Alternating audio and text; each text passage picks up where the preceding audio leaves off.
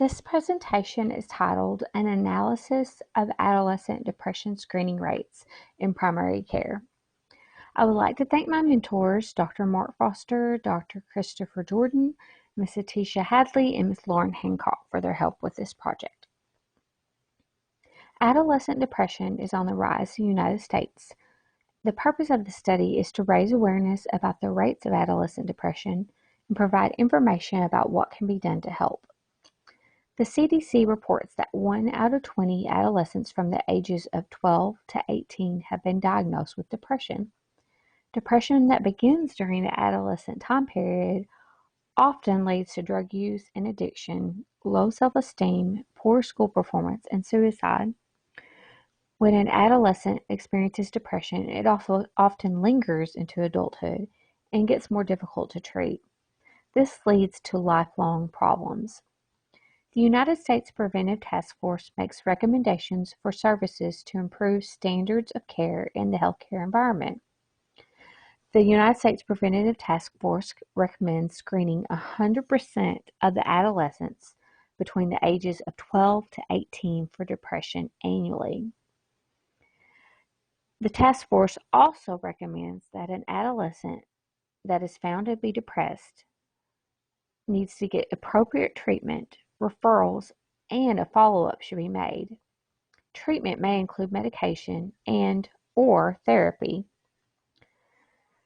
With medication or therapy, appropriate follow-up should be implemented in order to provide seamless care for the patient.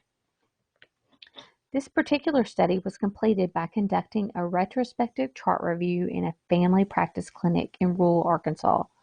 There were 40 charts that were reviewed of adolescents from ages 12 to 18. The data was collected from August 2019 to March of 2020.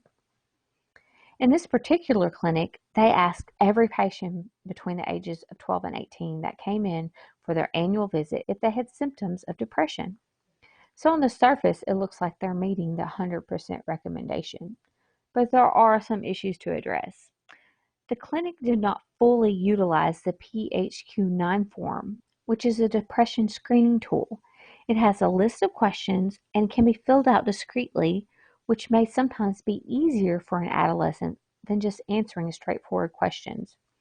Also, the clinic lacked a follow-up plan. If the patient with depression was placed on an antidepressant medication, the provider did follow up.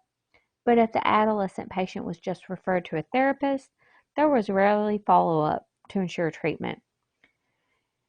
Ensuring follow-up creates seamless care for the patient, and it encourages adequate treatment. The PHQ-9 form and following up by managing depression are both billable services that would compensate the clinic.